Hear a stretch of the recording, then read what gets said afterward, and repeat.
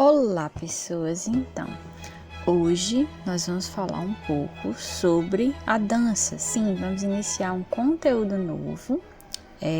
No conteúdo passado vimos sobre teatro e agora veremos um pouco sobre a dança. Ela como manifestação artística, sua origem, suas implicações e tudo mais. Como vocês já sabem, ritual de estudos, caderno, caneta, lápis, papel, anotar os pontos principais que vão ser explicados durante a aula, anotar dúvidas caso surjam durante a explicação, para vocês tirarem lá no momento do plantão de dúvidas, na live, e vamos seguir em frente. Então, como passo básico de todas as aulas, eu sempre trago a questão de definição. Então, sim, o que é a dança?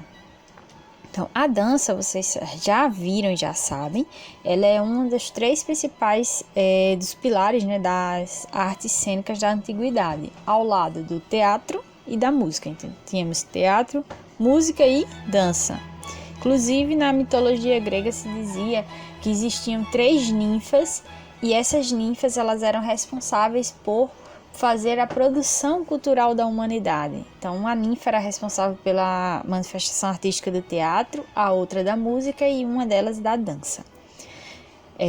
Então, a dança, ela tem uma implicação muito grande, né, nas questões culturais da humanidade e seu surgimento, vamos falar logo a seguir, ela tem uma percepção bem antiga. Então vocês vão ver que artes cênicas de antiguidade, sim. Se vocês forem comparar com artes como teatro, como o cinema, vocês vejam que o cinema é uma manifestação artística mais recente, muito mais recente do que a dança, o teatro e a música. Então a dança, o teatro e a música foram lá naquele início da humanidade, os primórdios da humanidade, a base, né, a base de todos os elementos culturais que o ser humano produzia. Então, vocês tinham as artes rupestres, muitas vezes representavam também esses elementos artísticos da dança. Então, quanto à sua origem, a história da dança retrata que seu surgimento se deu ainda na pré-história, né, como vocês já imaginavam, quando os homens batiam os pés no chão. Então, eles começaram a bater os pés no chão e viram que fazia um barulho, que dava para fazer algo ritmado àquele som que estava saindo.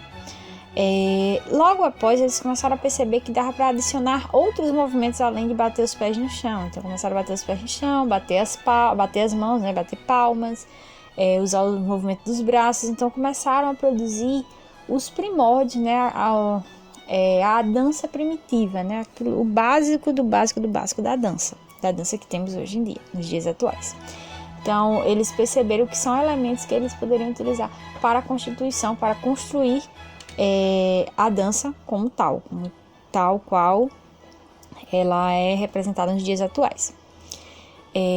O surgimento das danças em grupo aconteceu através de rituais religiosos. Sim, lembrando, eles perceberam que a dança, né, ela era um elemento que fazia som, fazia música, dava para se movimentar.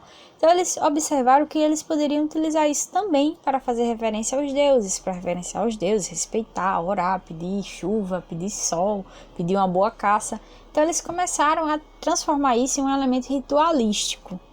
Então passou a ser um ritual religioso, né? E que as pessoas elas faziam também agradecimentos, né? Pediam aos deuses sol, chuva, enfim, uma boa caça, uma boa fertilidade. Então vários elementos, várias questões eram resolvidas, elas eram agradecidas, eram desenvolvidas, eram respeitadas, eram reverenciadas através da dança.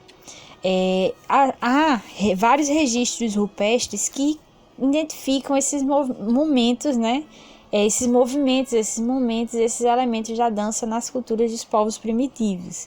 Então, sim, os povos primitivos, eles dançavam de forma grupal, né? Danças em grupo, que faziam toda essa referência aos deuses daqueles povos, certo? E quanto às danças performáticas, vamos lá. Primeiramente, o que seriam essas danças performáticas? São danças coreografadas que possuem uma composição de passos pensados e ritmados com a música. Podem ser de variados estilos. Vocês vão dizer sim, mas para que eu preciso saber disso? Vejam que na sua origem, a dança, ela teve mais essa questão desses elementos ritualísticos. Então as pessoas, elas dançavam de forma livre, né? Elas não precisavam seguir regras para uma dança. E a dança performática, ela envolve regras, ela tem elementos de regras, e ela tem estilos e tem elementos de regras. Então, se vocês pensarem, o balé, ele tem as regras de execução, a dança do ventre tem suas regras de execução também, o tango, então, o mambo, salsa, enfim. Essas danças, né, que vocês conhecem, forró, todas elas são danças que possuem coreografias. Ela não pode ser dançada de qualquer forma, ela não pode chegar e vou dançar isso e pronto. Ela é uma dança coreografada, ela tem uma composição de passos pensados. Pode ser improvisado, sim, mas por quem conhece os passos. Então é uma dança performática, você tem que ter um nível de conhecimento sobre como compor aquela dança para poder conseguir fazê-lo. Então, são chamadas de danças performáticas. Então, vocês vão encontrar principalmente danças que são apresentadas, né, em eventos culturais. Então, apresentações de dança grupais, danças em duplas, danças de casal. Então, vocês vão encontrar esse tipo de dança. Então, tango, dança contemporânea, dança do ventre, danças folclóricas, né? Algumas danças folclóricas, como o coco de roda. Então, vocês vão ter o frevo, né? Então, vocês vão ter as danças performáticas como danças que, sim, são danças, mas que possuem, elas necessitam de elementos que são típicos dela. Não é simplesmente botar a música e dançar. Quando falamos de danças performáticas, quando falamos de arte, da dança como uma arte, estamos falando mais em relação a esse aspecto aqui, da dança performática, a dança que os passos eles são pensados, eles são compostos, são ritmados com a música. Então a pessoa que está produzindo essa dança, ela tem um nível de conhecimento acerca da música, acerca de musicalidade, de leitura musical e assim por diante. Tipos de dança. Eu não vou falar dos tipos dos ritmos, mas sim dos tipos de dança classificados em 3 parâmetros diferentes: forma, origem e finalidade. Então, forma, ela pode ser solo, dança apenas um dançarino, né? Dupla ou em grupo. Dupla, você já sabe, né? Dança de salão em geral, dança de casal como tango, samba, forró, valsa. Grupo, várias pessoas, né? Compõem a coreografia, danças circulares, sapateado, coco de roda, enfim. Danças, quanto à sua origem, elas podem ser folclóricas, elas podem ser cerimoniais ou podem ser étnicas. Então, danças folclóricas. Então, danças folclóricas, elas têm a origem naquele folclore popular, naquele costume, aquele hábito popular. Então, vocês têm o bumba meu boi, o frevo, o maracatu, o carimbó. Danças cerimoniais, elas são danças, algumas danças circulares, né? Em geral, são lembradas como as danças indígenas. Então, vocês já devem ter visto rituais de casamento indígena, rituais de enterro, né? De velório indígena. Elas envolvem essas danças, rituais de guerra também, né? Então, eles envolvem essa dança circular, essa dança em grupo. É uma dança cerimonial, porque é uma cerimônia de casamento, é uma cerimônia de enterro, é uma cerimônia de guerra. Então, são elementos que eles estão evocando, né? Cerimônias que eles estão comemorando.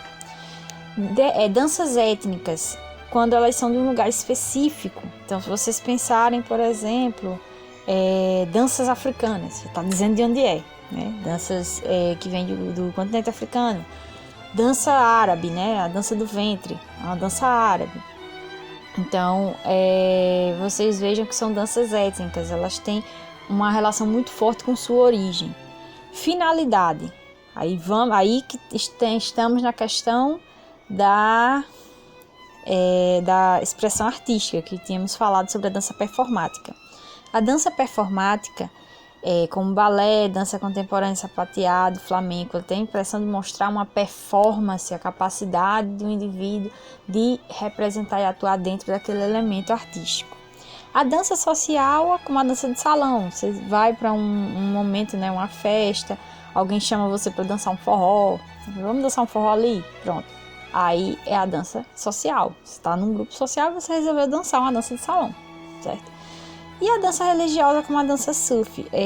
As danças religiosas, né, são aquelas que são usadas para referenciar divindades, né? Então elas têm uma relação muito forte com a religião. Então tem vários elementos que vão predizer isso aí.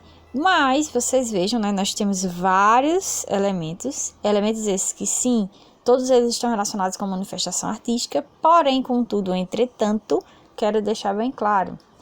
Quanto à finalidade, a dança ela pode ser solo, pode ser em dupla, pode ser em grupo.